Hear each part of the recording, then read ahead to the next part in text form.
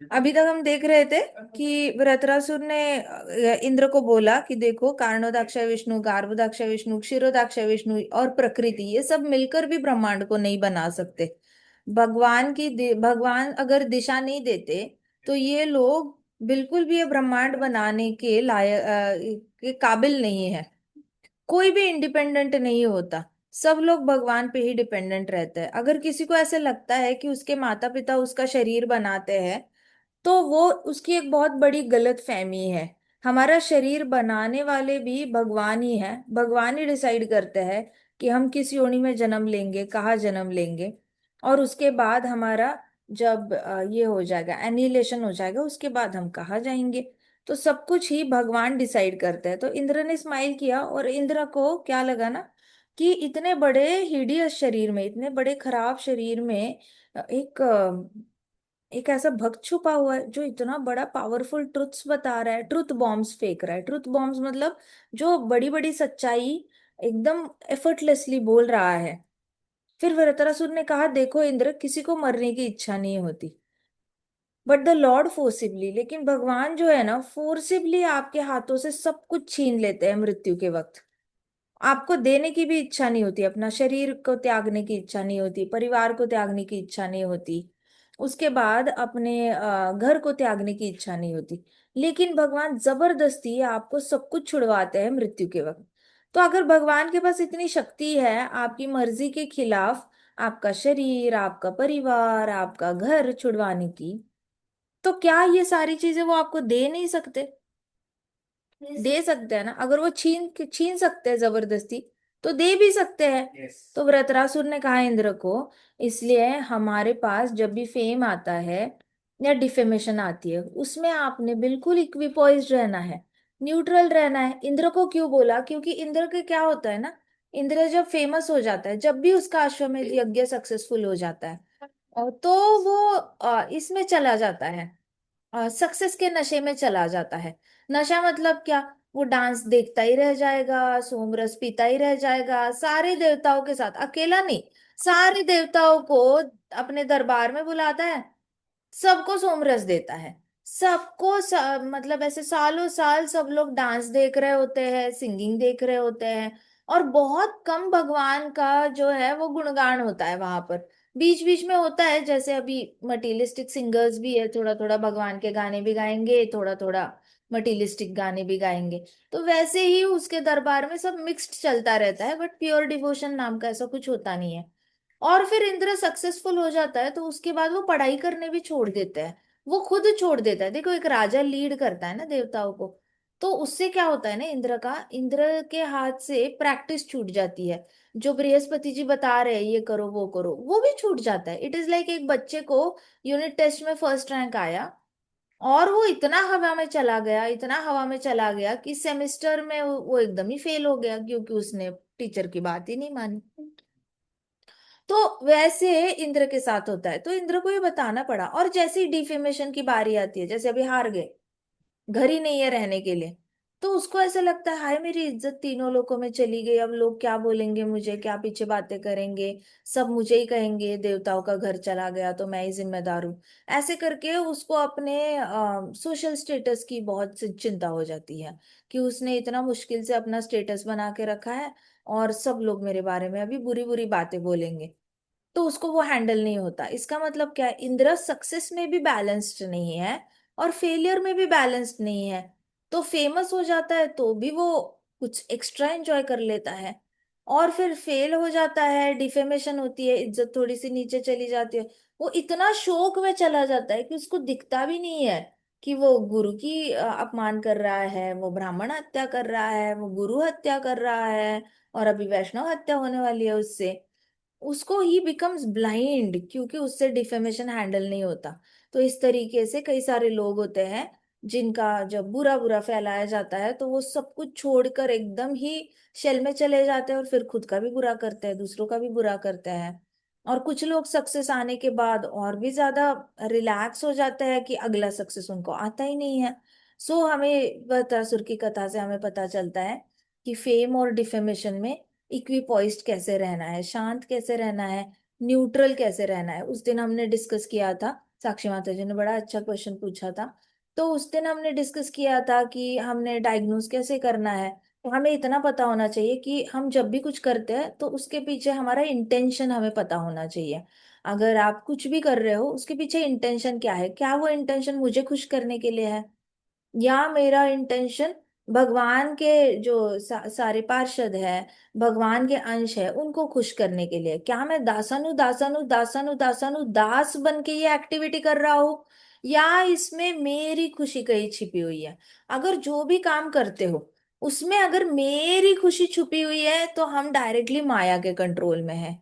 अगर जो भी काम कर रहे हो उसमें अगर दासानुदास बनकर भगवान के अंशों की खुशी छिपी हुई है, डायरेक्टली भगवान की खुशी छिपी हुई है, तो आप अंतरंग शक्ति के साथ कांटेक्ट में हो। कृष्णा की दो शक्तियां होती है, एक होती है अंतरंग शक्ति, एक होती है बाह्यरंग शक्ति।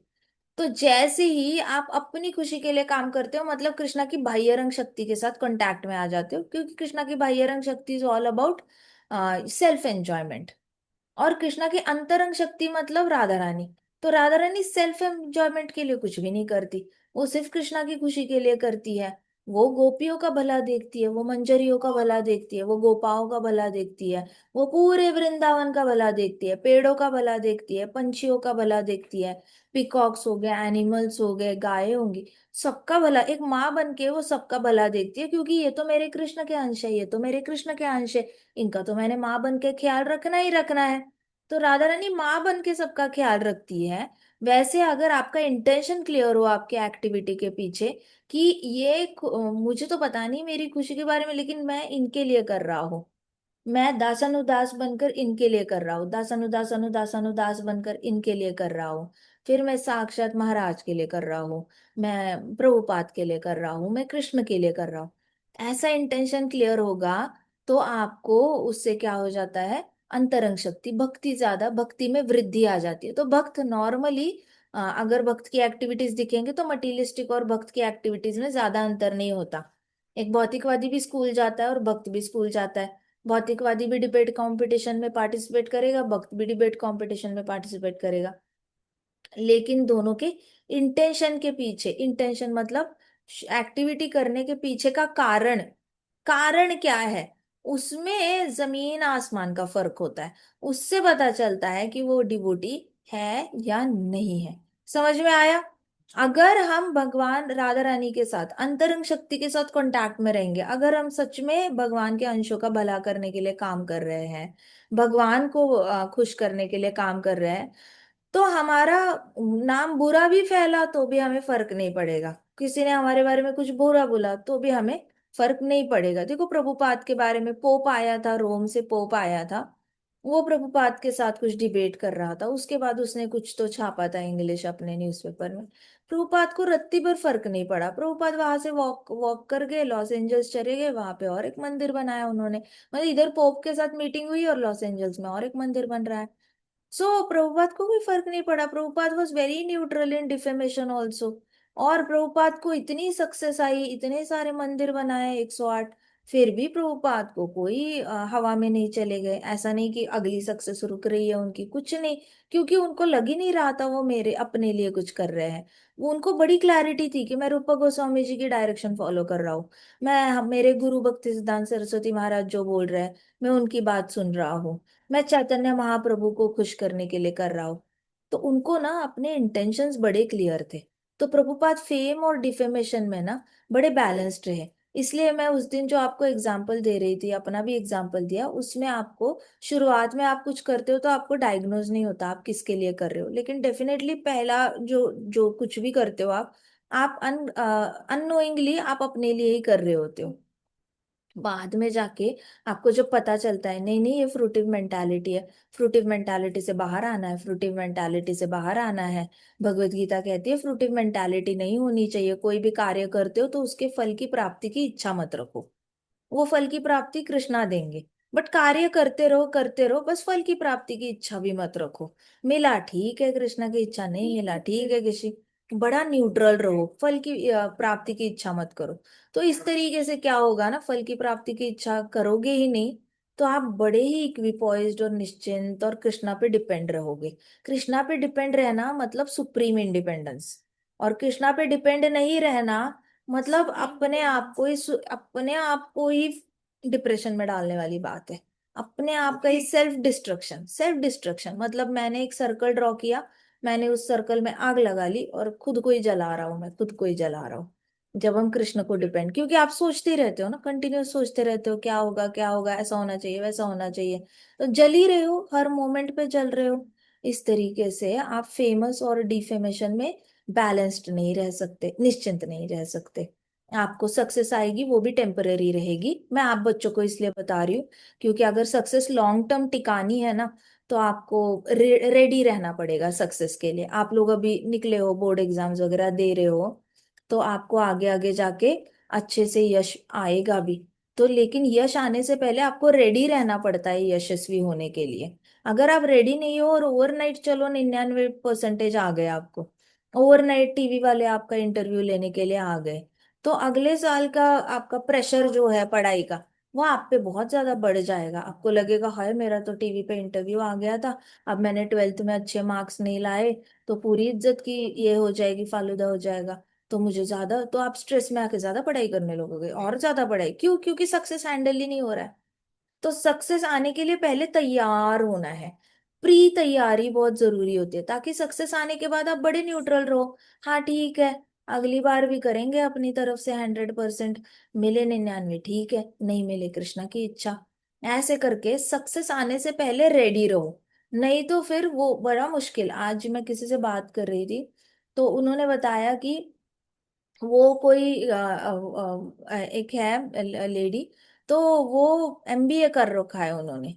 एमबीए करने के बाद उन्होंने डिसाइड किया कि वो यूट्यूब पे कुछ तो करेंगे और इंस्टाग्राम पे कुछ तो करेंगे, लेकिन उनको इन्फ्लुएंसर बनना है। तो उनको अभी 7 साल हो गए वो कोशिश कर रहे हैं, लेकिन उनका कुछ बन नहीं रहा है उस पे, कुछ भी वो सक्सेसफुल नहीं हो रहे हैं। तो वो सुसाइडल हो गए हैं। सुसाइडल मतलब क्या, बिल्कुल ही उनको आत्महत्या करने का मन कर रहा है, वो डिप्रेशन में जा चुके हैं। उन्होंने अपने पति को भी छोड़ दिया है, बच्चे को भी पति के पास छोड़ दिया है, लेकिन उनसे कुछ हो नहीं पा रहा है। वो इतने ज्यादा इसमें चले गए हैं, क्यों? क्योंकि फेम आ नहीं रहा है, फेम आ नहीं रहा है, फेम चाहिए, फेम आ नहीं रहा है। तो ये वाली जो इच्छाएं होती है ना, इससे बचने के लिए फिर हमें इसमें से बाह्य रंग शक्ति से बाहर आना है। हमें कुछ भी अपने लिए नहीं करना है, जो करना है दासानु दासानु दासानु दास बनकर मेजर पॉपुलेशन के लिए करना है। मेजर पॉपुलेशन जो सभी कृष्ण के ये है, अंश है। तो चाहे वो पेड़ हो सकते हैं, चाहे वो एनिमल्स हो सकते हैं, चाहे ह्यूमन बींग्स हो सकते हैं, लेकिन आपका जो ये होता है एक्सटेंशन होता है, काम करने के पीछे का इंटेंट होता है, बहुत ज्यादा ऐसे फैलना चाहिए। और फैलने के बाद एक एक एक, एक ऐसे ऐसे जुड़ जुड़ कर पिरामिड बनना चाहिए। जैसे पिरामिड नीचे से ऐसे फैला हुआ होता है, तो शुरुआत करते हो तो आप बहुत सारे लोगों के बारे में सोच के करोगे कि मैं सिविल इंजीनियर क्यों बनूंगा, ताकि मैं बड़े बड़े मंदिर बना पाऊं, मैं मंदिर जाते जाते एयरपोर्ट्स बना पाऊं, एयरपोर्ट्स का हेलीपैड्स बना पाऊं, ताकि डिवोटीज बाहर के देशों से भी आए और मंदिर में लैंड कर पाए। फिर मैं ब्रिजेस बनाना चाहता हूँ, फिर मैं नदी को साफ करके वहां पे डैम्स रख के नदी का अच्छे से। तो आपको ये ऐसा ऐसा बेस पिरामिड जैसा बनाना है। और धीरे धीरे धीरे काम करते करते, मैं ये कृष्ण के लिए कर रहा हूँ, मैं ये कृष्ण के लिए कर रहा हूँ, मैं ये कृष्ण के लिए कर रहा हूँ, ऐसे करते करते करते पिरामिड। फिर एक दिन ऐसा आएगा जहां पे आप हर रोज ऑफिस जाओगे तो आपको लगेगा ये तो कृष्णा की ही सेवा कर रहे हैं, तो कृष्णा की सेवा कर रहे हैं, ये इनकी कर रहे हैं, कृष्णा की सेवा कर रहे हैं। तो आपको काम करते करते ऐसे इंटेंट इंटेंट इंटेंट बना के पिरामिड बनाना पड़ेगा। समझ आ रही है क्या ये बात? फेम और डिफेमेशन में कैसे इक्विपॉइज्ड रहना है? आ रहा है समझ में? मैं इसलिए बोल रही हूँ क्योंकि ये बहुत सीरियस, ये बहुत ही ज्यादा इंपॉर्टेंट टॉपिक है। लड़कियों का स्पेशली क्या होता है, लड़कियां विवाह कर लेती है तो थोड़ा सा भी डिफेमेशन हो जाता है, डिप्रेशन में चली जाती है। तो डिफेमेशन में भी बड़ा न्यूट्रल रहो। ऐसे सोचना कि अरे कृष्णा की मर्जी है, कृष्णा चाहेंगे तो हम जो मेहनत कर रहे हैं ससुराल में, कृष्णा चाहेंगे तो फल मिलेगा, कृष्णा नहीं चाहेंगे तो नहीं फल मिलेगा। न्यूट्रल रहो, अपना कार्य करते रहो, अपना कर्तव्य करते रहो, कर्तव्य से पीछे मत हटना। भावनाओं की वजह से, कर्तव्य से, देखो, भावनाओं से ज्यादा श्रेष्ठ क्या होता है? कर्तव्य।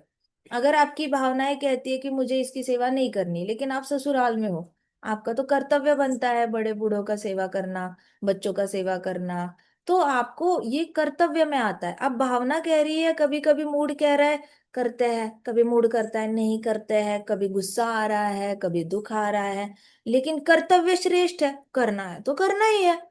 सो भावनाओं से ऊपर कर्तव्य होता है। जैसे अर्जुन की भावनाएं थी, मुझे नहीं मारना इन सब लोगों को, लेकिन कर्तव्य क्या था? कुरुक्षेत्र युद्ध करना है, करना है। वैसे हमारी कर्म भूमि, युद्ध भूमि ससुराल होती है, ऑफिस का प्लेटफॉर्म होता है। बार बार छोड़ने का मन करता है, भावनाएं ऊपर आ जाती है, लेकिन भावनाओं से ऊपर क्या रखना है? हमेशा कर्तव्य रखना है। इस हिसाब से आपको डिफेमेशन अफेक्ट नहीं करेगा, क्योंकि आप कर्तव्य करने में ही बिजी हो जाओगे।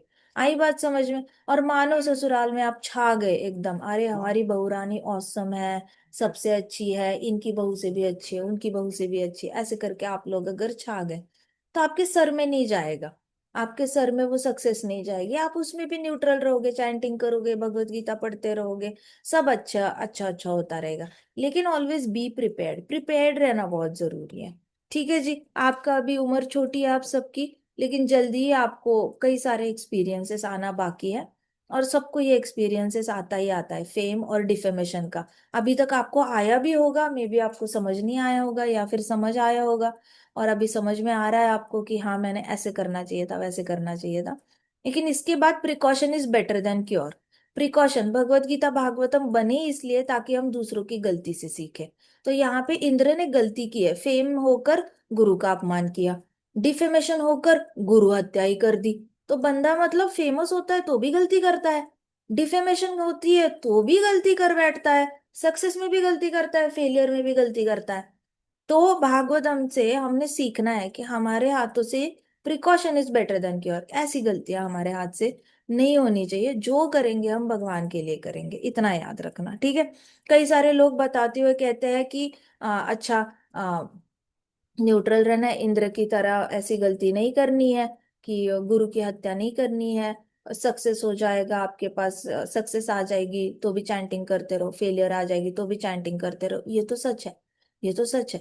एट द सेम टाइम आप जो काम कर रहे हो ना, उसके पीछे का इंटेंट ही बदल दो, वो और ज्यादा आसान हो जाएगा। आई बात समझ में? इंटेंट बदल दोगे ना तो जाप करना आसान हो जाएगा। मैकेनिकली जाप करते रहोगे तो रोते रोते रोते रोते जाप होता है, बहुत रोते रोते रोते रोते जाप होता है, बड़ी मुश्किल जाती है, महीने महीने बच्चे रोते हैं। और बच्चे, बड़े बच्चे, कॉलेज जाने वाले बच्चे घर पे आके माँ बाप को कुछ बताते भी नहीं है, अकेले अकेले में ही रोते रहते हैं, अकेले अकेले में ही जाप करते रहते हैं। ऑफिस जाते हैं तो अकेले अकेले ही स्ट्रगल करते हैं, रोते हैं, घर आके रोते हैं। तो ये सारा करने से अच्छा पहला ही इंटेंट क्लियर करो अपना, फिर आपको दुख परेशान नहीं करेगा किसी भी तरीके का। ठीक है। फिर वृत्रासुर ने कहा कि देखो, जीत और हार, victory and defeat, life and death, ये इस सब में हमने इक्विपॉइज्ड रहना है। अब देखो, जीत हो या हार हो, दोनों में इक्विपॉइज। इसलिए मैं कहती हूँ आपका बर्थडे आए ना तो भी न्यूट्रल रहना, बर्थडे में बहुत एक्सट्रीम खुश मत होना। मैं एग्जांपल देती हूँ आपको, ऐसे कई सारे बड़े बड़े 30 साल के, 40 साल के, 26 साल के, 25 साल के ऐसे बच्चे जो बड़े हुए हैं, बड़े बड़े लोग, इनका बर्थडे इनके फैन ने नहीं, फैमिली ने नहीं मनाया, किसी के हस्बैंड ने बर्थडे नहीं मनाया, किसी की वाइफ ने बर्थडे नहीं मनाया, कुछ इनमें अनबन हो गई थी, तो बर्थडे के दिन गुस्सा निकाला, बर्थडे पे व्हाट्सएप पे विश भी नहीं किया, बर्थडे पे फोन करके हैप्पी बर्थडे भी नहीं बोला, बलून नहीं फुलाया, इनको चॉकलेट नहीं दिया, कहते कि एटलीस्ट एक फूल दे देते, वो भी नहीं दिया। तो उतना सा एक रीजन हो जाता है, लड़कियां घर छोड़कर मायके चली जाती है। या फिर लड़का कहता है कि इसे तो मेरे से कुछ लेना देना ही नहीं है, इसे तो मेरा बर्थडे भी याद नहीं रहता। सोचो, मतलब आपका खुशी का मौका भविष्य में जाकर क्या बन रहा है? दुख का कारण बन रहा है। इसलिए सुख में भी बैलेंस्ड रहना, न्यूट्रल रहना। और मतलब जीत रहे हो तो भी न्यूट्रल रहना, हार रहे हो, डिफीट हो रही है तो भी न्यूट्रल रहना। दोनों कृष्ण की मर्जी समझकर शांत रहना। अर्जुन को डिफीट नहीं आई थी, अर्जुन ब्राह्मण का पुत्र ढूंढने के लिए गया था, कहीं ना मिले उसको, कहीं भी ना मिले। फाइनली कृष्णा उनको महाविष्णु के पास लेकर गए, तब तब उनको ब्राह्मण पुत्र मिले। तो अर्जुन भी हारा हुआ है, ऐसा नहीं कि अर्जुन हमेशा ही जीतता रहता है, ऐसा नहीं है। अर्जुन ने भी हार को चखा है, लेकिन जब चखा है ना, तब वो काफी ऐसे शांत रहा है, उसने बड़ा इक्विपॉइज्ड रहकर उसको एक्सेप्ट किए हार। और जब वो कुरुक्षेत्र जीता था ना, तब भी ऐसे नहीं था कि पटाखे बज रहे हैं, ढोल बज रहे हैं, ऑल दैट, ऐसा कुछ नहीं था। बड़ी ही शांति से हस्तिनापुर के महल में एंट्री की थी। कोई गाने वाने नहीं बज रहे थे, मंत्र पठन नहीं हो रहा था, कुछ भी सेलिब्रेशन नहीं हो रहा था। इवन युधिष्ठिर महाराज सम्राट बन गए थे, फिर भी कोई सेलिब्रेशन नहीं हो रहा था। तो पांडवों ने हमें सिखाया कि एक्सट्रीमली भी हैप्पी नहीं। अब उन्होंने इंद्रप्रस्थ ऑर्गेनाइज किया था, इंद्रप्रस्थ बनाया पांडवों ने, और इंद्रप्रस्थ की सेलिब्रेशन के लिए जो फिर राजसूय यज्ञ किया, इंद्रप्रस्थ में ही किया। और सबको बुलाया, क्योंकि सम्राट घोषित करना था युधिष्ठिर महाराज को। अब इतने हाई लेवल पे सेलिब्रेशन हुई कि नजर ही लग गई। हाई लेवल पे सेलिब्रेशन हुई, नेक्स्ट द्यूत में जो था वो सारा चला गया। सो कोशिश करनी चाहिए थोड़ा सा न्यूट्रल रहो। अरे आपको बहुत सारे लोगों को बुलाकर सेलिब्रेट करना है तो उसमें कोई गलत नहीं है। देखो अयोध्या में भी सेलिब्रेशंस होते थे, द्वारका में भी सेलिब्रेशंस होते थे। तो इसमें कुछ गलत नहीं है सेलिब्रेशन करने में। लेकिन आपके अंदर की मन की जो माइंड स्टेट है ना, वो बड़ी न्यूट्रल रहनी चाहिए। आपको इतना याद रहना चाहिए कि वृत्रासुर की प्रेयर्स में हमने पढ़ा है, स्टे न्यूट्रल, स्टे न्यूट्रल। खुशी का मौका है, स्टे न्यूट्रल। दुख का मौका है, स्टे न्यूट्रल। ऐसे करके न्यूट्रलिटी प्रैक्टिस करना सीखो। फर्स्ट रैंक आया तो भी इतनी खुशी मत दिखाओ कि जिसका सेकंड रैंक आया है वो जल भून के राख हो जाए। या फिर जिसका एक सब्जेक्ट फेल हुआ है, वो आपको देखकर घर में जाके रोए कि हाय वो बच्चा कितना खुश था, उसका फर्स्ट आया, मेरा नहीं आया, मेरा कैसे ऐसे ऐसे कैसे मैं फेल हो गया। तो किसी के ईर्ष्या के पात्र मत बनो। आपको ऐसा लगेगा कि मेरी क्या गलती है, उसने पढ़ाई नहीं करी तो वो जलता है तो जले, वो पढ़ाई करता वो आता फर्स्ट, मेरी क्या गलती है।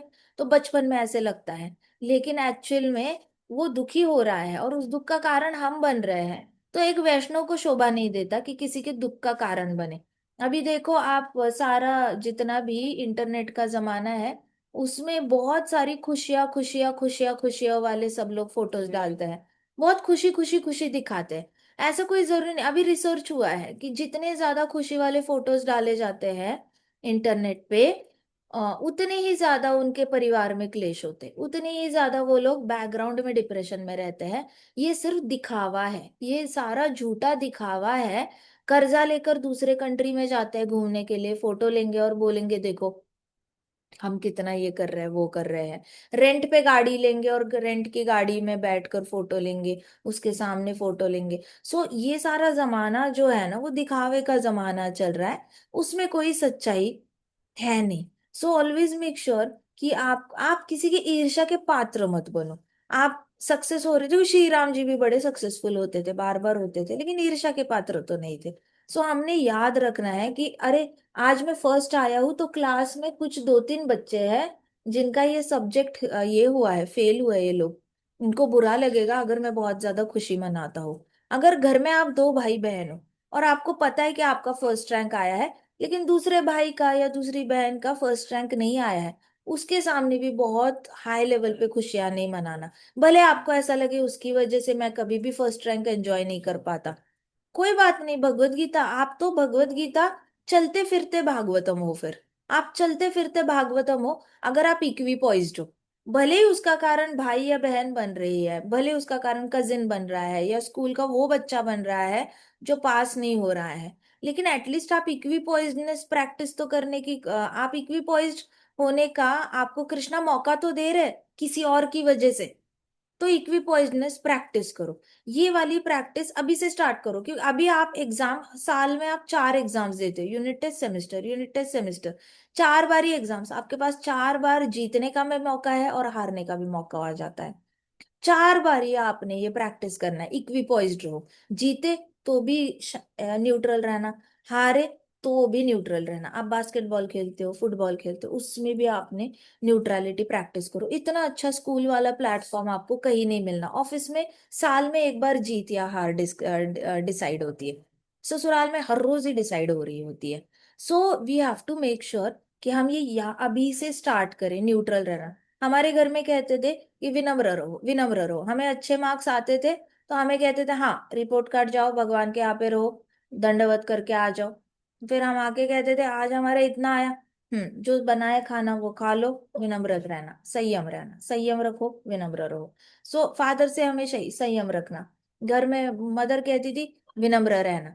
तो कितना भी अच्छा रिजल्ट आए, दो ही आशीर्वाद मिलते थे, संयम रखो, विनम्र रहो, संयम रखो, विनम्र रहो। तो इस तरीके से सेलिब्रेशन ऐसे बहुत हाई फाई नहीं होती थी, लेकिन अब समझ में आता है, अब तो एक्सपेक्टेशन ही जीरो है। किसी से एक्सपेक्टेशन ही नहीं है कि हमारा बर्थडे कोई सेलिब्रेट करे, बहुत बड़े लेवल पे करे। अगर हमारे लाइफ में कुछ अच्छा आता है तो किसी ने आकर हमारे लिए ये करना चाहिए, वो करना चाहिए, ऐसा कुछ बचा ही नहीं है। तो एक्सपेक्टेशन नहीं बची है। इसकी वजह से हमेशा ही नाम जप करते हुए कोई डिस्टरबेंस नहीं होता। लेकिन अगर हमारे अंदर ये रहा ना कि सेलिब्रेशन सेलिब्रेशन बहुत ज्यादा, या फिर दुख में रोना रोना, किसी ने आके मुझे समझाना चाहिए, तो हम दोनों में बड़े इम्बैलेंस हो रहे हैं, हम बड़े डिस्टर्ब हो रहे हैं।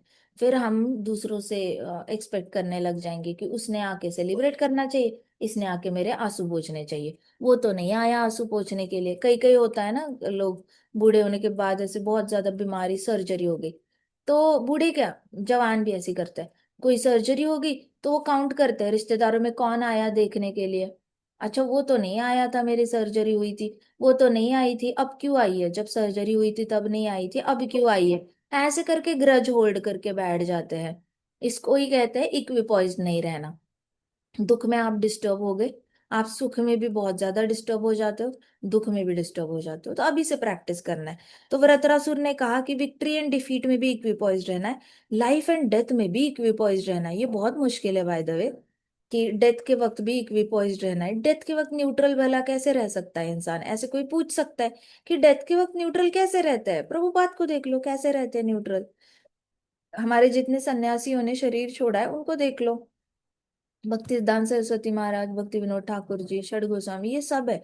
इन सब ने सिखाया है हमें डेथ के वक्त न्यूट्रल कैसे रहते हैं। पृथु महाराज खुद वानप्रस्थ चले गए और फिर वो वहां से ऊपर चले गए। वो कितने ज्यादा, और परीक्षित महाराज अभी देखो, डेथ मुंह पे आई हुई है लेकिन कितने इक्विपॉइज्ड है। वृत्रासुर देखो, कृष्णा को बोल रहे, पूरी एंजाइटी, कृष्णा अगले जन्म में मुझे आपकी सेवा करने का मौका मिलेगा क्या, मैं आपके गुणगान गा पाऊंगा क्या, मैं आपके चरण कमलों को याद कर पाऊंगा क्या, मैं आपके चरण कमलों की सेवा कर पाऊंगा। पूरी एंजाइटी डाइवर्ट कर दी है अगले जन्म में वृत्रासुर ने। तो डेथ में भी न्यूट्रल रहने की उनके पास कला आ गई है। तो अगर हम अभी से प्रैक्टिस नहीं करेंगे ना, तो डेथ के वक्त न्यूट्रल रहना तो भूल ही जाओ, बहुत मुश्किल हो जाएगा। तब फिर सिर्फ लेखा जोखा ही रह जाता है कि किसने क्या किया, मैंने कितना किया, मैंने कितने पुण्य किए, मैंने कितने पाप किए। सो न्यूट्रल रहना सीखो। फिर through whatever we go through, we should not be anxious. Vritrasura ने कहा हम किसी भी चीज से जाते हैं ना, तो हमने कभी भी एंग्शियस नहीं होना है, मतलब हमारे अंदर एंजाइटी नहीं आनी चाहिए। प्रभुपाद देखो, कितने सालों पहले हमें सॉल्यूशन देके गए हैं भागवतम में। ये आजकल इतना चलता रहता है कि हाँ एंजाइटी हो रही है, एंजाइटी हो रही है।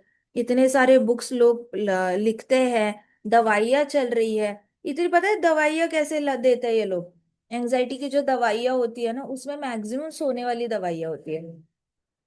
सुला देते हैं। अच्छा ये इंसान बहुत सोच रहा है ना, चिंता, चिंता का रोग हो गया है इसको, अगर चिंता का रोग हो गया है जल्दी मर जाएगा, इसकी जो भी बीमारी है वो ज्यादा एग्रेवेट हो जाएगी, इससे अच्छा इसको सुला ही दो। तो ऐसे करके सुला देते हैं। फिर दूसरी तरीके की दवाई होती है, उसमें आर्टिफिशियल हार्मोन डाला जाता है शरीर में, जिससे कि आपको अंदर से ही खुशी खुशी महसूस होती है। फिर तीसरी टाइप की दवाई होती है जिसमें शरीर शिथिल पड़ जाता है, मतलब आप सोते नहीं हो लेकिन आपका शरीर ही ऐसा ढीला पड़ जाता है जैसे कि आपको रिलैक्स करने का मन करता है और आप कुछ सोच ही नहीं पाते, क्योंकि वो डायरेक्टली आपके ब्रेन पे एक्ट करती है। तो बहुत खतरनाक खतरनाक दवाइयां है।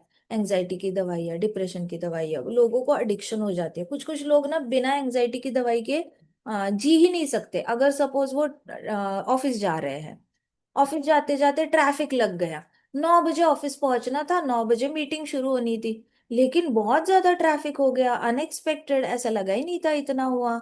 7 बजे घर से निकले फिर भी 9 बजे ऑफिस नहीं पहुंच सकते। तो उनको ऐसे डर लगने लगता है, अब क्या होगा, अब मीटिंग में टाइम पे नहीं पहुंचे, मैंने ही प्रेजेंटेशन देनी, अब क्या होगा। तो लेंगे डिब्बी, ऐसे ऐसे करेंगे, एंजाइटी के दवाइयाँ खाएंगे। फिर वहीं पे उनका शरीर शिथिल हो जाएगा। फिर उनको सोचना, उनकी सोच बंद हो जाती है, प्रैक्टिकली वो नस दबाई जाती है, सोच बंद हो जाती है, फिर सोचना बंद करते हैं। अब जब ट्रैफिक हिलेगा तभी जाएंगे, फिर जाते हैं, फिर वहां पे शिथिल होके ऐसे जो मीटिंग में काम करना है करेंगे, पूरा दिन 6 घंटे तक शिथिल रहते हैं, उसके बाद वापस एनर्जी रिवाइव होती है। सो ये बड़ा बहुत ही खराब है ये तो। मतलब ऐसे हुआ कि कोई बच्चा रो रहा है और उसको दवाई देकर सुला दिया, तो ये कितना इनह्यूमन एक्टिविटी है। इसलिए यहाँ पे वृत्रासुर, वृत्रासुर कह रहा है, सोचो भागवतम कितना पुरातन काल का पुराण है, उसमें वहां से इंफॉर्मेशन आ रही है कि never be anxious in any situation. चाहे कितनी भी डरावनी सिचुएशन आ जाए, कितनी भी चिंताग्रस्त सिचुएशन आ जाए, तो एंग्शियस मत होना। एंग्शियस का मतलब फियर के आगे जाके डरना मत, डरने के परे जाकर भी एक्सट्रीमली डरना मत किसी चीज से। तो don't be anxious. If we know that goodness, passion, and ignorance are not qualities of soul, but qualities of material nature, we won't be bound by these qualities. अगर आपको इतना भी पता चल गया ना कि देखो वृत्रासुर सीक्रेट बता रहा है, अभी हमें मेथड भी पता चल रही है। भागवतम में सिर्फ ऐसे ये नहीं बोला जाता go from A to B, ऐसे नहीं बोलते। भागवतम में अगर बोल रहे हैं ना go from A to B, how to go from A to B इसका भी मार्ग बताया जाएगा। भागवतम में ऐसा प्लेन फिलोसॉफिकल है ही नहीं, जैसे ऋग्वेद सामवेद है ना, कि उसमें यहां से यहां जाओ ऐसे बोला जाता है। लेकिन कैसे जाना है उसका जवाब कहीं ना कहीं 400 पेज पे जाके मिलता है। मिला तो मिला, नहीं तो नहीं मिलता कभी कभी। भागवतम में इमिजिएटली मिल जाता है। तो वृत्रासुर ने कहा कि इक्विपॉइज्ड रहो, किसी भी सिचुएशन में एंग्शियस मत होना। अब किसी भी सिचुएशन में एंग्शियस मत होना, वारे वाह वरतरसुर आपने तो बोल दिया, लेकिन हम ऑन ग्राउंड क्या करें? हमारे पास क्या दवाई ले हम एंग्शियस ना होने के लिए? हम क्या करें?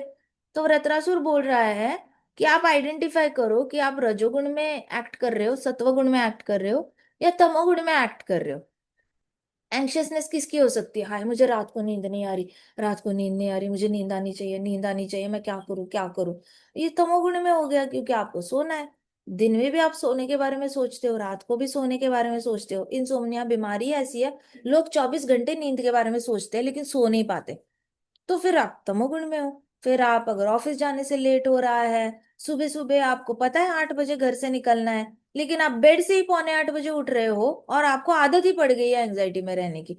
8 बजे निकलना है, फिर भी पौने 8 उठकर जल्दी जल्दी ब्रश करके यूनिफॉर्म पहनकर हाथ में सैंडविच लेके बस में चढ़ रहे हो। तो ये आपकी हैबिट बन चुकी है एंग्शियस रहने की। इसमें कोई ये नहीं है, तारीफ वाली बात नहीं है कि अरे देखो मैं कितना फास्ट रेडी होता हूँ। आपको ये शरीर को ही हैबिट हो गई है एंग्शियस रहने की, कि 8 बजे बस आने वाली है, पौने 8 बजे उठ के फटाफट रेडी हो रहे हो। ये वाला कौन सा हो गया? रजोगुण वाला। आप आइडेंटिफाई करो कि मैं रजोगुण में हूँ, मैं सत्वगुण में हूँ, तमोगुण में हूँ। तो एक डीप ब्रेथ लेना है और अपने आप को आइडेंटिफाई करना है कि मैं प्रकृति के किस गुण का शिकार हो चुका हूँ अभी। अगर आपको जैसे ही पता चलेगा ना मैं रजोगुण का शिकार हो चुका हूँ, मैं तमोगुण का शिकार हो चुका हूँ, अभी प्रैक्टिकली मेरे अंदर तमोगुण है इसलिए मुझे एंग्शियसनेस हो रही है, अभी मुझे रजोगुण फीलिंग आ रही है इसलिए मैं रजोगुण के प्रभाव में चला गया हूँ, इसलिए मुझे एंग्शियसनेस आ रही है। अभी मुझे सत्वगुण का एंग्शियसनेस क्या होता है? किसी ने बहुत बड़ी ऑर्गेनाइजेशन खोली है और उस बड़ी ऑर्गेनाइजेशन में हर रोज वो लोग 1 लाख मील्स दे रहे हैं खाना खाने के लिए, लेकिन आज अचानक वो सबके खाने में कंकड़ पड़ गए, अच्छे से चावलों को ये नहीं किया था, सिलेक्ट नहीं किया था, तो सब खा रहे हैं तो मुंह में कंकड़ आ रहा है और फिर पता चल जाता है। तो अचानक से एंग्शियस हो जाते हैं, ओहो हमारे आश्रम का नाम खराब ना हो जाए, हमारे आश्रम का नाम खराब हो जाए। तो किस चीज के बारे में? आप सत्वगुणी काम कर रहे हो लेकिन उसमें भी आप एंग्शियसनेस में जा रहे हो, फायदा क्या हुआ है? लेकिन आप आइडेंटिफाई करो, ओ मैं सत्वगुण के कंट्रोल में हूँ इसलिए मैं एंग्शियसनेस हूँ। जैसे ही आप आइडेंटिफाई करते हो ना, तो आप 95% प्रॉब्लम सॉल्व है आपका एंग्शियसनेस का, 95% उसी से बाहर आ जाते हो। फिर आपको पता है नेक्स्ट आपको हरि नाम से ही इससे तर जाएंगे, क्योंकि हरि नाम जहाँ होता है वहां सत्वगुण रजोगुण तमोगुण टच भी नहीं कर सकता। अगर ये तीनों हमें टच नहीं कर सकते तो एंग्शियसनेस तो गई तेल लेने, एंग्शियसनेस भी टच नहीं, क्योंकि एंग्शियसनेस हमेशा ऐसे वेल बनकर किस पे, बेल बनकर किस पे चढ़ेगी? तमोगुण पे चढ़ेगी, रजोगुण पे चढ़ेगी, सत्वगुण पे चढ़ेगी और फिर वो हमारे ऊपर ऐसे लटक जाएगी। लेकिन जैसे हम हरि नाम राम नाम लेते हैं तो क्या होता है?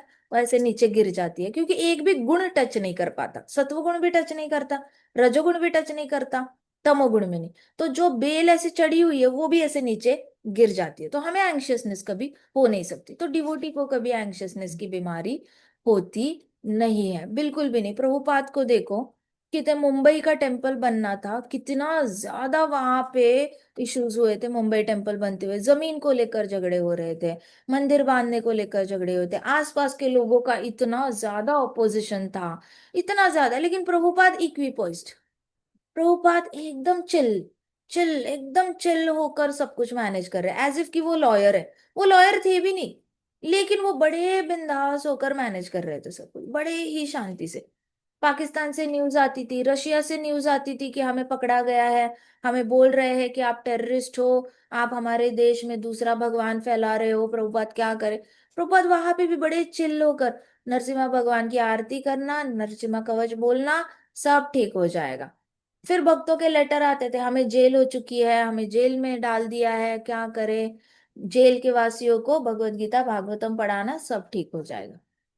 ही वो सो इक्विपोइज्ड, प्रभुपाद से सीखना चाहिए, आपको लॉयर बनने की जरूरत नहीं है।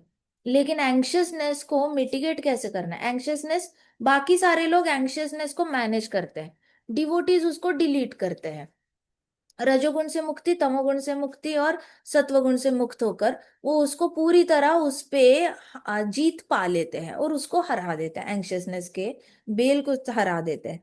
तो इसने कहा, वृत्रासुर ने सॉल्यूशन भी बताया कि देखो, हमें पता, अगर हमें पता हो कि हम रजोगुण में हो, तमोगुण में है, सत्वगुण में है, तो हमें एंग्शियसनेस निकालने में बहुत आसानी हो जाएगी। हमें इतना तो पता चलेगा कि हम बंधे हुए हैं इन तीन गुणों में। हम तो वैसे आत्मा पे ये तीन गुण काम नहीं करते, ये तीन गुण सिर्फ शरीर पे काम करते हैं, आत्मा पे कोई काम नहीं करते। और हम शुद्ध आत्मा है, जो सिर्फ आत्मा क्या करती है, देखती है, एक्शन देखती है, रिएक्शन देखती है, एक्शन देखती है, रिएक्शन देखती है। सो हम शुद्ध आत्मा है, और वो शरीर के ऊपर रजोगुण सत्वगुण तमोगुण एक्ट कैसे कर रहा है, उसको तो ऑब्जर्व करती है। तो वैसे करके आपने बस ऑब्जर्व करना है। इसलिए मैं आपको भगवत गीता जब भी पढ़ा रही थी, it has been almost 2 years, 2 साल से हम आइडेंटिफाई कर रहे हैं ना, 2 साल से हम हर एक्टिविटी को आइडेंटिफाई करते हैं, रजोगुणी है, सत्वगुणी है या तमोगुणी है, रजोगुणी है, सत्वगुणी है, तमोगुणी है। और जैसे हमें पता चलता है कि हम रजोगुणी के कंट्रोल में चले गए हैं, सत्वगुण के कंट्रोल में चले गए हैं, तमोगुण के कंट्रोल में चले गए, तो हमें भक्ति के ट्रैक पे आना बड़ा आसान हो जाता है। जिसको पता ही नहीं है ना अपनी बीमारी डायग्नोस करना, वो क्या बीमारी ठीक करेगा। अपनी बीमारी तो 3 सेक्शन में ही डिवाइड होती है, जैसे आयुर्वेद का होता है ना, कफ वात पित्त, वैसे आध्यात्मिकता में हमारी बीमारियां 3 सेक्शंस में डिवाइडेड है, सत्वगुण रजोगुण तमोगुण। इन तीनों गुणों में ही शरीर जो है वो पाप करेगा या पुण्य करेगा, इन तीनों गुणों से परे हरि नाम आएगा। सो आइडेंटिफाई करना सीखो। तो वृत्रासुर ने कहा कि हम तो शुद्ध आत्मा है, आत्मा पे कभी रजोगुण तमोगुण सत्वगुण इनैक्ट नहीं करते, वो सिर्फ शरीर पे करते हैं। तो आत्मा का एक ही काम है, ऑब्जर्वेशन। तो ऑब्जर्वेशन बढ़ाओ, ऑब्जर्वेशन स्किल्स बहुत ज्यादा इंपॉर्टेंट है। आप बड़े हो जाओगे, आप इंटरव्यू के लिए जाओगे ना, तो आपके इंटरव्यू में आपको वो लोग सिर्फ सवाल नहीं पूछते, वो आपको पूरी तरह ऑब्जर्व करते हैं। तो सामने जो बैठा हुआ इंसान है ना, उसको ट्रेनिंग मिली है आपको ऑब्जर्व करने की। आपकी आंखें ऑब्जर्व करेगा, सर ऑब्जर्व करेगा, आपकी रीढ़ की हड्डी सीधी है या स्लाउच करके बैठे हो, हाथ के ऊपर हाथ ऐसे ऐसे ऐसे ऐसे फिडल कर रहे हो, फिजेटिंग चल रही है, या शांत बैठे हो, काम एंड कंपोज बैठे हो। उनको सारी ट्रेनिंग दी जाती है आपको पूरा रीड करने की। तो वैसे आपको खुद भी पता होना चाहिए ऑब्जर्वेशन स्किल्स क्या होता है। भागवतम से हमारे ऑब्जर्वेशन स्किल्स बढ़ते हैं। जिसके पास ऑब्जर्वेशन स्किल्स नहीं है ना, वो कभी कृष्णा को थैंक यू भी नहीं बोल पाता, क्योंकि वो देख ही नहीं पाता कृष्णा ऑक्सीजन दे रहे हैं, कृष्णा पानी दे रहे हैं, कृष्णा माँ बाप दे रहे हैं, कृष्णा ने हमें खाना दिया आज, कृष्णा ने हमें मीठा मीठा आइसक्रीम दिया आज।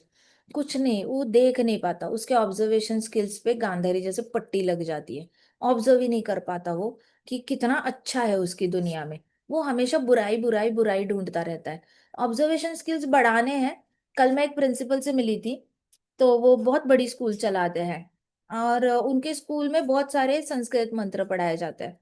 तो वो प्रिंसिपल बता रहे थे कि अगर आप अपना दिन ऑब्जर्व करना शुरू करो, बच्चों में ऑब्जर्व करने की शक्ति, आकलन शक्ति आना बहुत जरूरी है। आप अपना दिन ऑब्जर्व करो। हर रोज रात को जाके अपने पापा को रिपोर्टिंग देना कि सुबह मैं सुबह 5 बजे उठा, मैंने ये काम किया। मैं 6 बजे उठा, मैंने ये काम किया। मैंने 7 बजे ये किया, मैंने 8 बजे ये किया। 10 बजे, 11 बजे हिंदी का क्लास हुआ, 12 बजे पीटी का क्लास हुआ या फिर लंच ब्रेक हुआ, 1 बजे हिस्ट्री ज्योग्राफी का क्लास था, एसएसटी का क्लास था। घर आया, 1 बजे लंच किया, 2 बजे मैं होमवर्क किया, 3 बजे मैं ट्यूशन चला गया, 4-5 बजे मैं खेलने चला गया। वापस आया, थोड़ा रिवीजन किया, 6-7 बजे। फिर आरती करी मैंने, भगवान के सामने दिया लगाया। फिर मैंने 8 बजे खाना खाया। उसके बाद मैं अभी 9 बजे आपको सब कुछ बता रहा हूँ कि आज दिन में क्या हुआ। If you practice this for 3 months also, 3 महीने भी अगर आपने ये हर रोज अपने पापा को सुबह 5 बजे से लेकर रात के 9 बजे का चिट्ठा पढ़ा दिया, हर एक घंटे में आपने क्या क्या किया, आपका ब्रेन सुपर कंप्यूटर से भी शार्प हो जाता है। इतनी ज्यादा शक्ति है, इतनी ज्यादा शक्ति हो जाती है। तो ऑब्जर्वेशन जो है ना, वो भागवतम स्किल है। वो ऑब्जर्वेशन स्किल बाद में जाके तो इनको ट्रेन किया जाता है। आप ऑफिस में जाओगे तो ट्रेनिंग तो मिलेगी मिलेगी। उधर सीखने से अच्छा है अभी से सीखना शुरू करो, वो बेटर है। क्यों, ऑब्जर्वेशन करोगे तभी तो थैंक यू बोल पाओगे कृष्णा को। ऑब्जर्वेशन नहीं होगा ना तो कितने सारे लोगों के जिंदगी में ना बहुत अच्छा अच्छा होता रहता है, लेकिन फिर भी वो रोते रहते, बड़े कंप्लेन करते रहते हैं। उनको कुछ होता ही नहीं है कि अच्छा भी है उनकी जिंदगी में, देखना ही नहीं होता कुछ अच्छा है। वो सांस ले रहे हैं ना, सांस लेने के लिए भी उनको ऐसा नहीं लगता कि कुछ अच्छा हो रहा है उनकी जिंदगी में। इनका आप चाहकर भी भला नहीं कर सकते, कोई नहीं भला कर सकता इनका। सो वृत्रासुर ने कहा कि आत्मा, आत्मा जो है वो सिर्फ ऑब्जर्व करती है। शरीर पे रजोगुण तमोगुण सत्वगुण एक्ट करते हैं, लेकिन आत्मा ऑब्जर्व करती है कि शरीर के ऊपर क्या हो रहा है। इनडायरेक्टली वृत्रासुर हमें सिखा रहा है कि हमने अपने आप को आत्मा समझना है। पहले तो अज्यूम करना सीखो, क्योंकि डे वन से आत्मा पता नहीं चलती। मुझे याद है मैं 9 साल की थी तब हमें आत्मा का सिखाया जाता था। मुझे समझ में नहीं आता था मैं आत्मा कैसी हूँ, मैं आत्मा कैसी हूँ, मतलब आई डोंट नो, आत्मा ऐसे दिखती है क्या, मेरी आत्मा ऐसी दिखती है, उसकी आत्मा वैसे दिखती है, ऐसे कैसे दिखती है, कुछ समझ ही नहीं आता था। तो पहले उन्होंने हमें सिखाया था कि पहले अज्यूम करना सीखो। जैसे आप फिजिक्स लॉ में लिखते हो ना, assume A is equal to B, B is equal to C, assume करके चलो, वैसे अज्यूम करके चलो कि मैं आत्मा हूँ।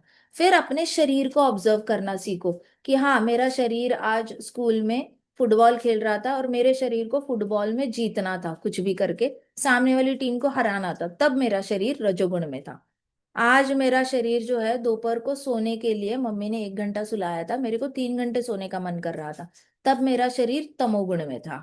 फिर सुबह सुबह मेरा शरीर जो है वो बहुत ज्यादा मंदिर जाने का मन कर रहा था, ये करने का मन कर रहा था, ऐसे करने का मन कर रहा था, उसको मदद करने का मन कर रहा था, दोस्त का फोन आया था, मैथ्स में उसको हेल्प करने का मन कर रहा था। मेरा शरीर तब सत्व गुण में था।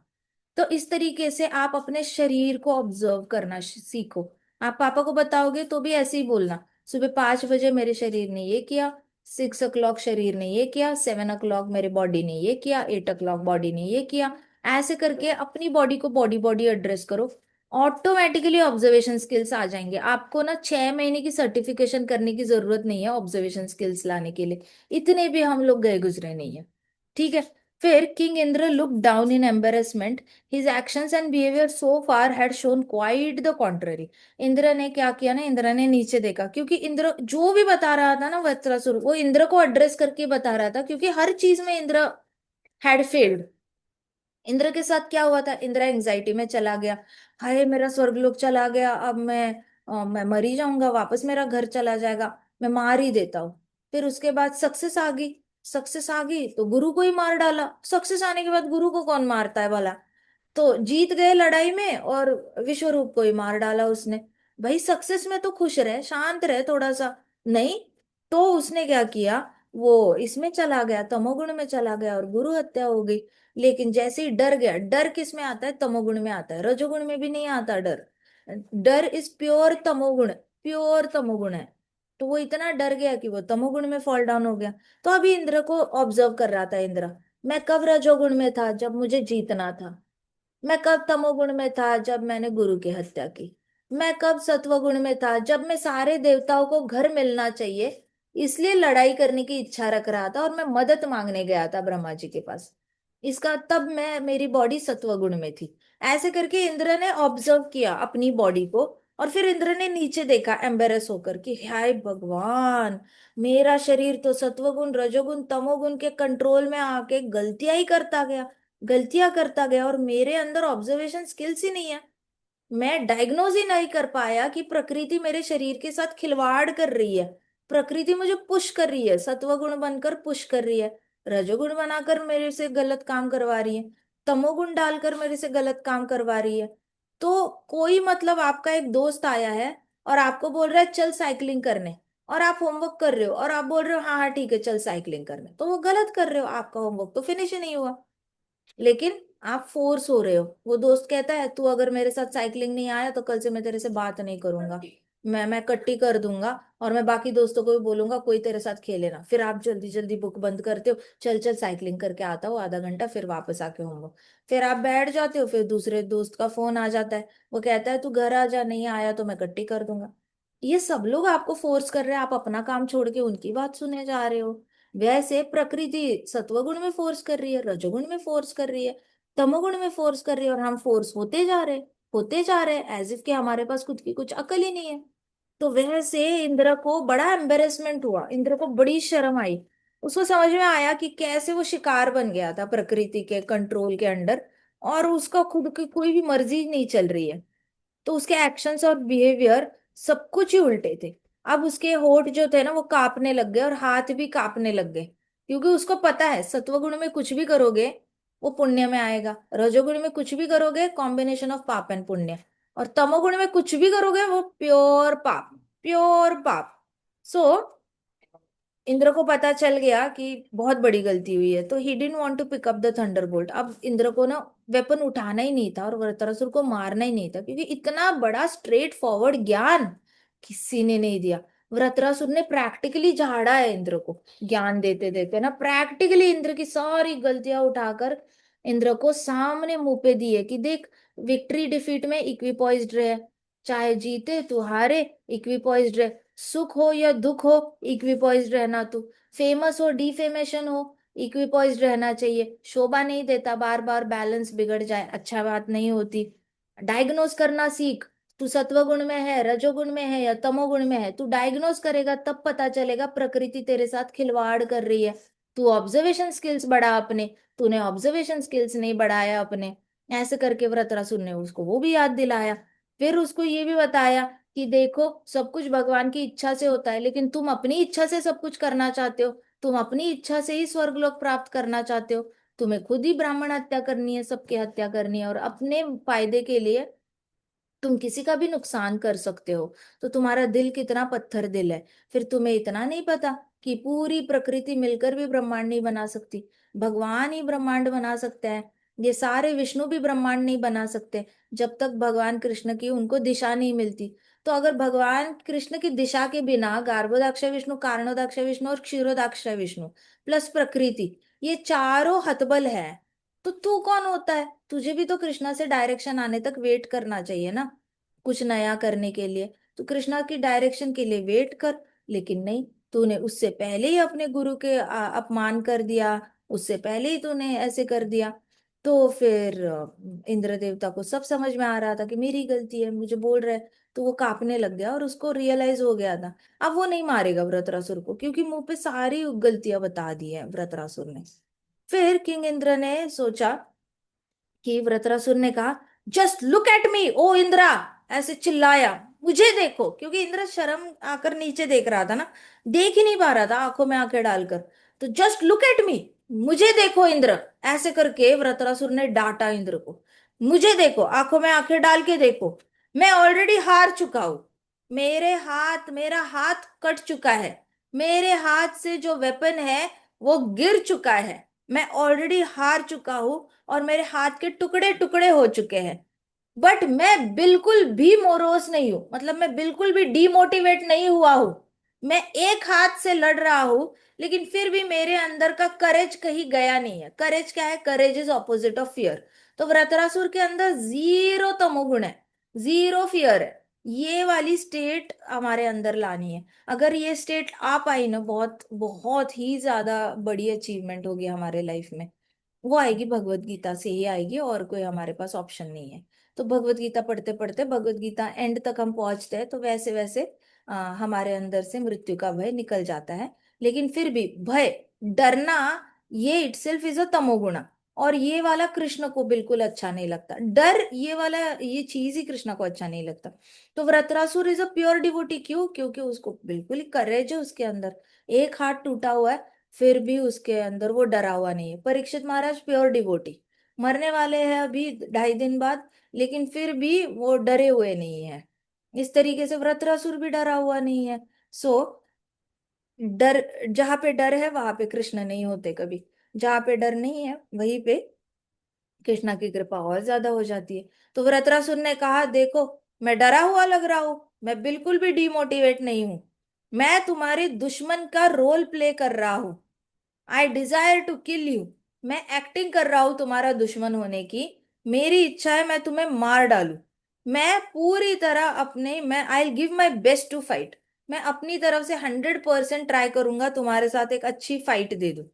इतनी बुरी कंडीशन है मेरे शरीर की, लेकिन फिर भी मैं अपनी ड्यूटी पूरी करूंगा, क्योंकि मैं युद्ध भूमि में हूँ। और युद्ध भूमि में युद्ध किया जाता है, और युद्ध दिखावे के लिए नहीं किया जाता, युद्ध सीरियसली किया जाता है। तो मैं पूरी तरह अपनी तरफ से 100% कोशिश करूंगा तुम्हें मार डालने की। तुमने भी डिमोटिवेट नहीं होना है, अपना वेपन उठाओ और मेरे साथ लड़ाई करना शुरू करो, क्योंकि अभी तुम्हारा युद्ध भूमि में ये कर्तव्य बनता है। तो अभी इंद्र को देखो, अभी हमने डिस्कस किया था, भावनाओं से कर्तव्य श्रेष्ठ, भावनाओं से कर्तव्य श्रेष्ठ, भावनाओं से कर्तव्य श्रेष्ठ। तो भावनाओं से अगर कर्तव्य श्रेष्ठ है, तो इंद्र तेरी भावना है, तुझे अभी शर्मिंदगी दिला रही है, तुम्हें अपने एक्शन से तुम्हें बड़ा गिल्टी फील हो रहा है। गिल्ट भी एक भावना ही है, फीलिंग ही है। थूक दो उस फीलिंग को, फीलिंग को साइड करो, पार्क करके रखो साइड में, और कर्तव्य करो, ड्यूटी करो। खड़े कहाँ हो? युद्ध भूमि में खड़े हो ना, युद्ध करो। लाइब्रेरी में हो, रीडिंग करो।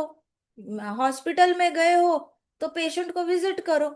जहां पे हो वहां पे वहां की ड्यूटी करो ना। ड्यूटी छोड़ के बाकी सारे काम क्यों करने हैं तुम्हें? भावना कहाँ से आ गई यहाँ पे? फीलिंग कहाँ से आ गई? स्कूल जा रहे हो, स्कूल में पढ़ाई के लिए जाते हैं, पढ़ाई करो। वहां पे भावना कहाँ से आ गई कि आज मन नहीं कर रहा पढ़ाई करने का? मन का फीलिंग का तो कोई कनेक्शन ही नहीं है ड्यूटी के साथ। ड्यूटी ड्यूटी है, फीलिंग फीलिंग है। मारो गोली फीलिंग को, और ड्यूटी करो अपनी। सो इन वृत्रासुर ने कहा कि तुमने भी डिमोटिवेट नहीं होना है, तुम युद्ध भूमि में हो। तुम अपने सारे एम्बेरसमेंट, मतलब सारी शर्मिंदगी साइड छोड़कर तुम युद्ध करो, तुम फाइट करो, तुम अपना कर्तव्य पूर्ण करो। इंद्र बड़े ही कंफ्यूज हो गए। इंद्र ने सोचा कि ऐसे कैसे, डीमन इतने ट्रांसेंडेंटल ट्रुथ्स बोल कैसे सकता है? तो अभी इंद्र इतने कंफ्यूज हो गया था। इंद्र ने सोचा कि ये तो राक्षस है, और राक्षस इतने ट्रांसेंडेंटल मतलब आध्यात्मिक सच्चाई बोल कैसे सकता है? इसके पास इतनी सारी सच्चाई कैसे पता है इसको? सो एक्चुअली वृत्रासुर के जो टीचिंग्स है ना, वो बड़े स्ट्रेट फॉरवर्ड है। वृत्रासुर कहीं से भी कुछ भी शुगर कोट नहीं कर रहे हैं। रुद्र गीता शुगर कोटेड है, लॉर्ड ऋषभ देव के इंस्ट्रक्शन शुगर कोटेड है, लॉर्ड कपिला तो महा शुगर कोटेड है, वो तो मम्मा को समझा रहे हैं, तो वो तो कुछ भी स्ट्रेट नहीं बता सकते। पृथु महाराज भी शुगर कोटेड है, वो पूरे अपने राज्य को समझा रहे हैं। पूरा राज्य में लोग डर के यही कर देंगे, भाग ही जाएंगे। तो पृथु महाराज ने भी काफी शुगर कोटेड होकर बता दिया है। लेकिन यमराज जी ने जब बताया था अपने यमदूतों को, कोई उसमें शुगर कोटेडनेस नहीं थी। यमराज जी जब अजामिला की कथा में यमदूतों को हरिनाम की महिमा बता रहे थे, he was very straight forward. उनको कोई मीठे से उन्होंने यमदूतों को नहीं बताया। इनफैक्ट ऐसे फिंगर लेके पोक किया था कि खबरदार अगर भक्त के पास गए तो यमराज जी ने बड़ा स्ट्रेट फॉरवर्ड बताया था। उसके बाद अभी वृत्रासुर है। वृत्रासुर कुछ भी मीठे से बताने की कोशिश नहीं कर रहा है, वो डांट डांट के इंद्र को बता रहा है, और सारे ट्रुथ बॉम्ब फेंक रहा है, ट्रांसेंडेंटल ट्रुथ, आध्यात्मिक सच्चाई एक के बाद एक बोला जा रहा है। तो इंद्रदेवता वाज लाइक, ऐसे कैसे? ये असुर है, इसको इतनी सारी आध्यात्मिक चीजें सच्चाई कैसे पता, इतनी बड़ी बड़ी सच्चाई कैसे बोल पा रहा है? Then he remembered great devotees like Prahlad Maharaj and Bali Maharaj, was also born in demon family। फिर इंद्र देवता को याद आया, अरे प्रहलाद महाराज, बलि महाराज, ये भी असुर कुल के हैं, लेकिन ये तो बड़े महान भक्त है। तब इंद्र वापस सेंसेस में आ गया कि हाँ हाँ, ये तो हो सकता है। इस तरीके से जब भी आपको आपको स्कूल जाते हो, कॉलेज जाते हो, बड़े हो जाओगे, और आपको किसी जाति के लिए जब घिन आ जाती है, किसी जाति को लेकर गुस्सा आ जाता है, जैसे अभी लड़ाई चल रही थी, तो कई सारे लोग ऐसे गुस्सा हो जाते हैं जातिवादी को लेकर। तो जातिवाद में कभी फंसना नहीं।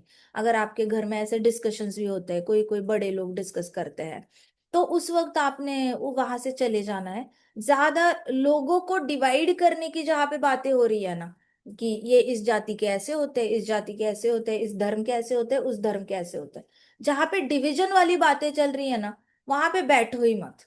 क्योंकि ये बहुत सालों पहले से चली आ रही है बातें, बहुत सालों से, लाखों करोड़ों सालों से ये बातें चली आ रही है, और इससे किसी का भी भला नहीं हो रहा है। ये लोग कभी भी वैकुंठ नहीं गए हैं, जिन्होंने भी विभाजन करके जातिवाद पे डिस्कशन की है, या धर्मों पे डिस्कशन की है कि ये बुरा है, ये लोग ऐसे ही होते हैं, वो ऐसे होते हैं, इसको कहते हैं generalisation of information. Generalisation of information मतलब ये धर्म के लोग ऐसे ही होते हैं, वो धर्म के लोग ऐसे ही होते हैं, ये जाति के ऐसे ही होते हैं, वो जाति के ऐसे होते हैं। तो ये डिवीजन वाली बातें हैं। डिवीजन वाली बातों में इन्वॉल्व मत हो आप, इट इज नॉट गुड। आपको सारा पूरा ना इक्वालिटी वाली जब नजर आ जाएगी ना आपके पास, भगवत गीता भागवतम पढ़ लोगे, और जब आप सबको एक नजर से देखने लग जाओगे ना, उसके बाद जब आप बोलोगे ना, तो उसमें विष विष नहीं रहेगा, पॉइजन नहीं रहेगा। लेकिन अभी अगर आपने ये सारी ऐसी बातें सुनी, तो आप बड़े होते होते ही अपने मन में ही दुश्मनी खुद ही कर बैठोगे, अलग अलग धर्मों के साथ, अलग अलग जाति के लोगों के साथ। तो वैसे इंद्र के अंदर आ गया था, इंद्र के अंदर हमेशा ही सुपीरियोरिटी कॉम्प्लेक्स था, कि हम देवता लोग थोड़े से बेटर है और राक्षस लोग थोड़े से नीचे होते हैं।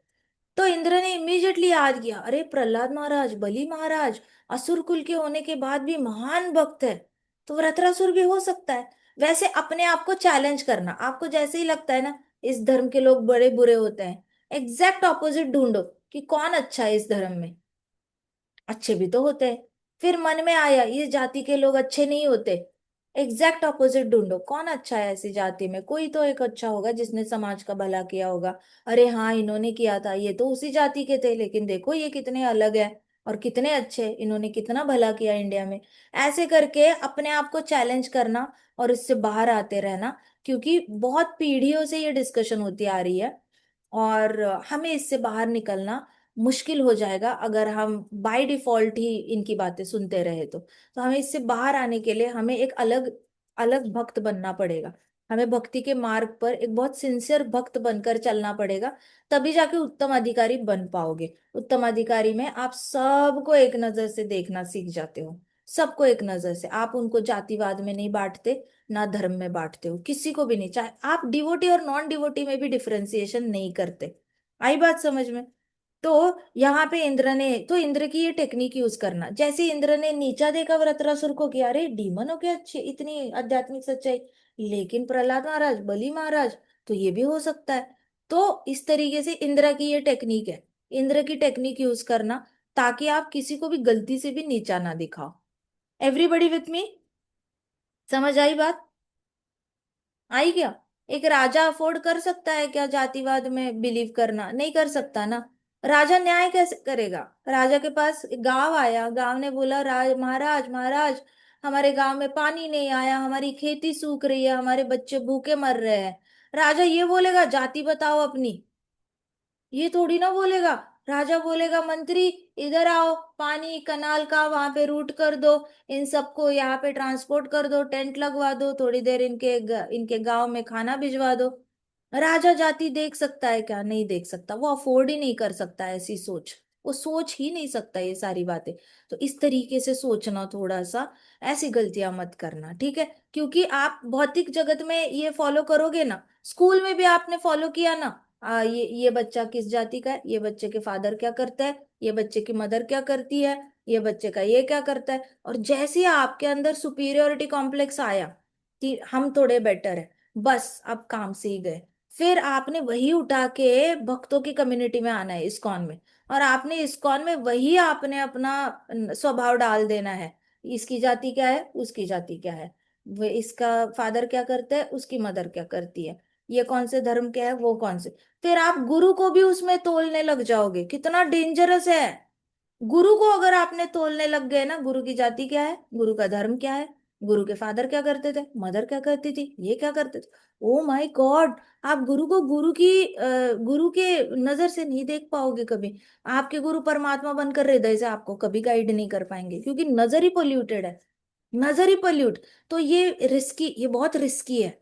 इधर से स्कूल से उठेगा, कॉलेज में जाएगा, वहां से वो उठेगा, भक्ति में आएगा, भक्तों में आएगा, वैष्णव अपराध करते रहोगे तो कौन सा हरि नाम निकलेगा मुंह से, निकलेगा ही नहीं। गुरु मिलेंगे तो भी पाप ही करते रहोगे, बेचारे आपके पापों का रिएक्शंस गुरु भुगतते रहेंगे, फिर और पाप होगा, जैसे इंद्र देवता से हुआ। इंद्र ने पाप किया, बृहस्पति और विश्वरूप को भुगतना पड़ा।